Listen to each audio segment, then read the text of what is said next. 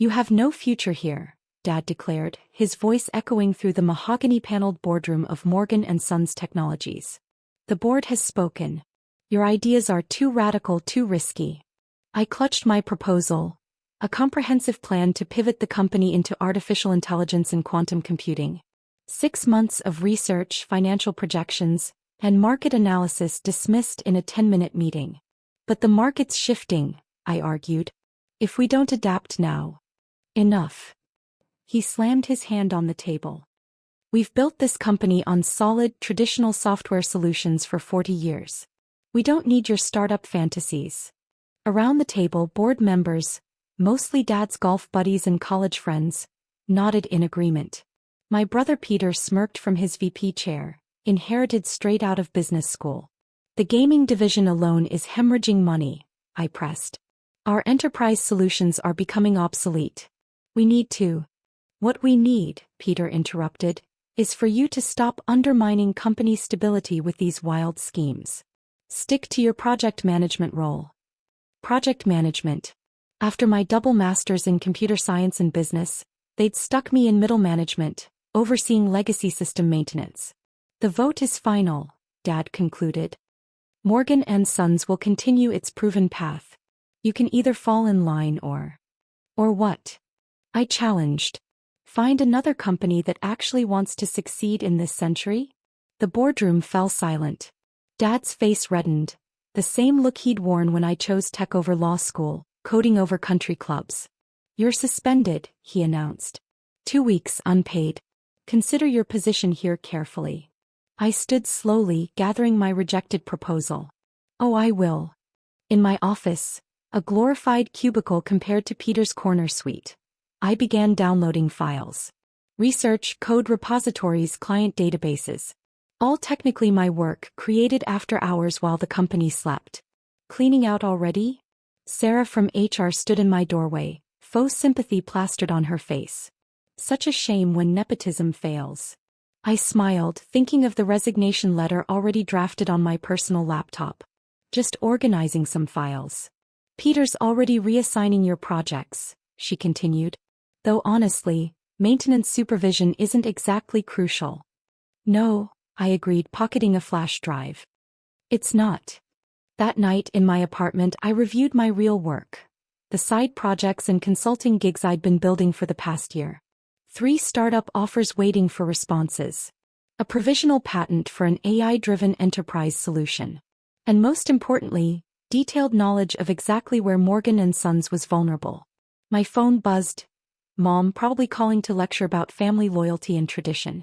I let it ring while setting up my new workstation. Another call, Peter, likely gloating about his expanded responsibilities. Ignored. Dad didn't bother calling. He never did after our disagreements. I pulled up my savings account, healthy from years of living below my means while the family flaunted their wealth. Enough seed money to start something. Something that would make Morgan & Sons look like a relic. Time to build a future, I muttered, beginning to code. 2 weeks passed in a blur of development and networking. I never returned to my cubicle. Sarah from HR sent increasingly annoyed emails about exit paperwork. Peter left smug voicemails about learning my place. Dad sent nothing. Radio silence, his preferred weapon. 1 month later, I launched Nova Technologies from a converted warehouse space. Our first product? An AI-powered enterprise solution that made Morgan & Sons flagship software look like Windows 95. 3 months in, we secured series of funding. The investors? Former Morgan & Sons clients who'd grown frustrated with outdated technology. 6 months and our team grew to 50 people, including key developers poached from my family's company. Peter's angry calls switched from mocking to threatening legal action. 1 year and Nova Technologies dominated industry headlines. Tech startup revolutionizes enterprise solutions. Traditional software giants struggle to compete. Morgan & Sons stock plummets amid market shifts. I kept every article, but my favorite was from the Wall Street Journal. Next-gen tech leader emerges from shadow of family legacy. Then came the call I'd been waiting for. Morgan & Sons needed investors. Desperately. The board is considering outside capital, Dad's secretary emailed. Your expertise in current market trends would be valued. I leaned back in my CEO chair, overlooking the city from my actual corner office. Through floor-to-ceiling windows I could see the Morgan & Sons building, smaller now somehow. Schedule the meeting, I replied. I have some thoughts about their future. And mine. The Morgan & Sons boardroom hadn't changed. Same mahogany panels, same oversized portraits of company founders, same air of fading glory. But the people around the table had changed. Gone were Dad's golf buddies, replaced by worried-looking executives clutching financial reports. I arrived deliberately late, letting them stew. My Armani suit cost more than Peter's monthly salary now. My quiet confidence built on actual success rather than inherited position. Thank you for coming, Dad began stiffly, age and stress evident in his face.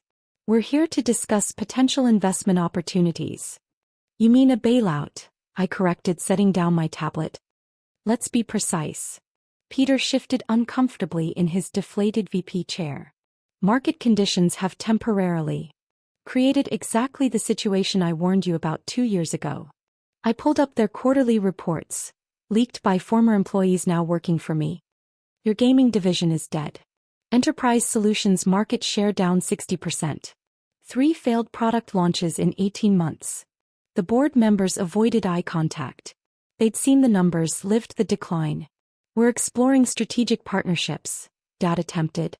You're exploring bankruptcy, I countered. Your last 2 quarters burned through cash reserves. Major clients are jumping ship. And your technology. I gestured to my tablet, displaying their outdated code base. Belongs in a museum. If you're here to gloat, Peter snapped, save it. We need serious investors, not. Nova Technologies' market cap passed $2 billion last quarter, I interrupted. Your company's worth less than our R&D budget. So yes, I'm serious. Dad's knuckles whitened around his pen. What are you proposing? I distributed tablets containing my offer. The board members' eyes widened at the numbers. Complete acquisition. Nova Technologies absorbs all assets, intellectual property and remaining client contracts. We retain 30% of current staff, ones who can actually code modern solutions. 30%? Peter exploded. What happens to everyone else? Generous severance packages, I replied coolly. More than you were planning to offer before the bankruptcy filing next month. Dad's head snapped up. How did you know about? I know everything. I pulled up more documents, including the hidden debt, the inflated client numbers, and the personal loans taken against company assets. Did you really think I wouldn't do due diligence? The boardroom fell silent except for the hum of tablets displaying hard truths. This is ruthless, Dad finally said.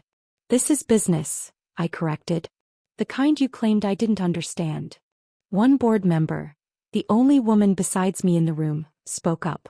The terms are actually quite fair. Above market value, considering our position. Above market value? Peter scoffed. It's highway robbery. No, I smiled slightly. It's market correction. Something else I warned you about. I stood smoothing my suit. You have 24 hours to accept. After that, I'll begin approaching your clients directly. You've seen how that usually ends. You would destroy your own family's legacy? Dad demanded. You did that already, I replied calmly. I'm offering to salvage what's left. And what happens to us? Peter asked, vulnerability finally cracking his arrogance. You'll receive the same severance as other non-retained employees. I paused at the door. Though I hear Tesla's looking for project managers. For legacy systems. I left them with their tablets, their fading portraits, their crumbling empire. My heels clicked purposefully down corridors where I'd once been told I had no future. In my car, a custom Tesla, ironically, I reviewed Nova's latest projections. Our quantum computing division was months ahead of schedule. The AI solutions were revolutionizing industries. And our gaming studio's first release had just hit 1 million downloads.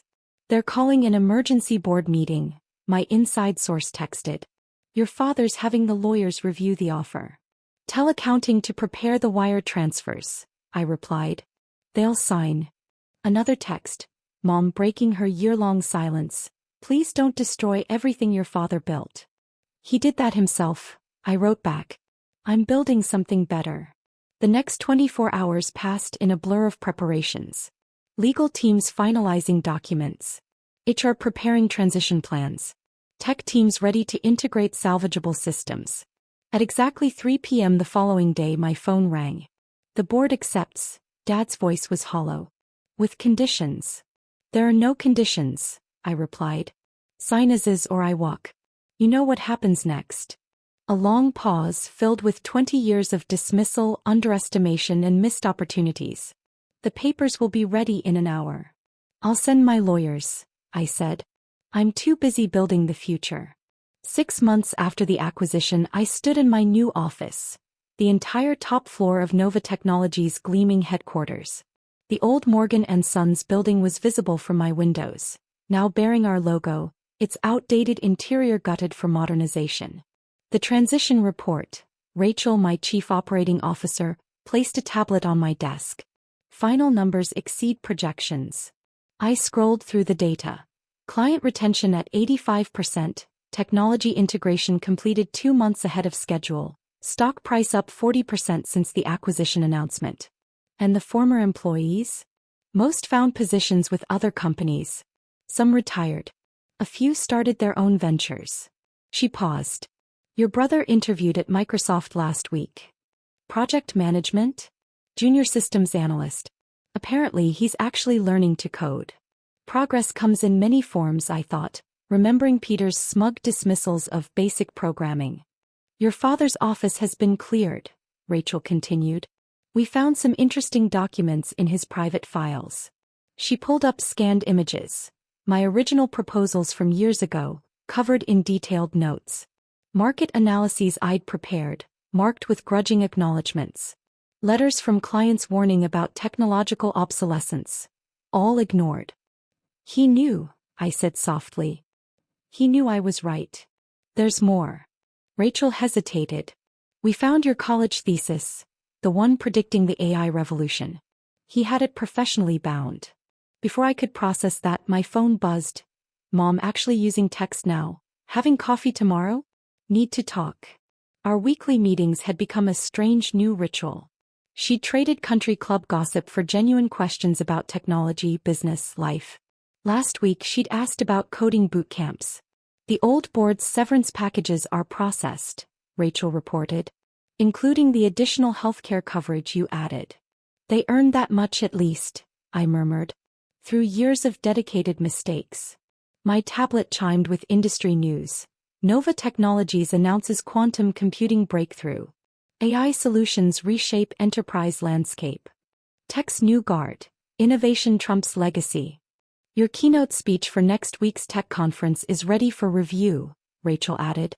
They're expecting 5,000 attendees. I smiled, remembering boardroom dismissals of my radical ideas. Topic. Building future-proof organizations. Lessons from a legacy's end. Perfect. A notification popped up. Dad requesting a meeting. His first direct contact since the acquisition. Schedule it, I decided. But in the new building. He arrived exactly on time, looking smaller in off-the-rack business casual. The security badge clipped to his jacket read Visitor. A pointed reminder of changed circumstances. Impressive, he gestured at the surroundings. All glass and steel and cutting-edge technology. Very forward-thinking. That was always the point, I replied, leading him to my office. Welcome to the future you didn't want. He absorbed the view, his old building dwarfed by our new headquarters. I've been watching your company's progress. The quantum computing announcement, that was your project from 3 years ago. The one you called a sci-fi fantasy? Yes. He sat heavily in a visitor chair. I found your old proposals. Your predictions, they all came true. That's what happens when you actually study markets instead of playing golf with board members. I was wrong, he said quietly.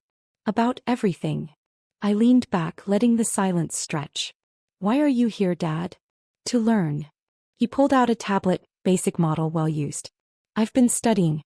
Taking online courses. Trying to understand what I missed. I raised an eyebrow. At your age. At any age, he corrected. You taught me that, at least. The hard way. Another notification.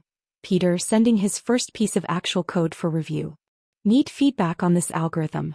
Being interviewed by Google next week. Your brother's changing too, Dad noted. We all are.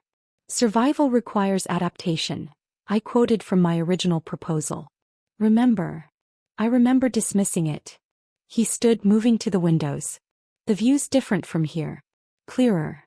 Amazing what you can see when you look forward instead of backward. He turned, age and understanding finally replacing arrogance in his eyes.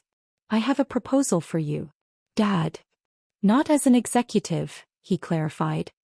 As someone who learned too late. Someone who might help others avoid the same mistakes. I'm listening.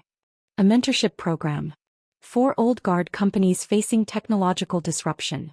Teaching them to embrace change before it destroys them. I studied him. The humility was new, genuine. You'd be admitting your own failures. Yes, he agreed. That's the first lesson. I pulled up my calendar. Draft a proposal. Something concrete, not just golf course wisdom. If it's viable. Thank you, he stood straighter. For this chance. And for saving what you could. I didn't save anything, I corrected. I built something better. There's a difference. After he left, Rachel returned with more updates. Nova's stock hit another record. 3 major clients switched from competitors. Peter's code actually showed promise. I smiled, remembering Mom's horror at my obsession with computers. My phone buzzed one last time, a family group chat newly created. Mom, dinner next week? I want to hear about quantum computing. Peter, after my Google interview. Need to understand that algorithm first. Dad, I'll bring my proposal. And maybe some humility for dessert. I looked out at my empire, built from rejected ideas and underestimated potential. The future stretched before us, full of possibilities they'd finally learned to see.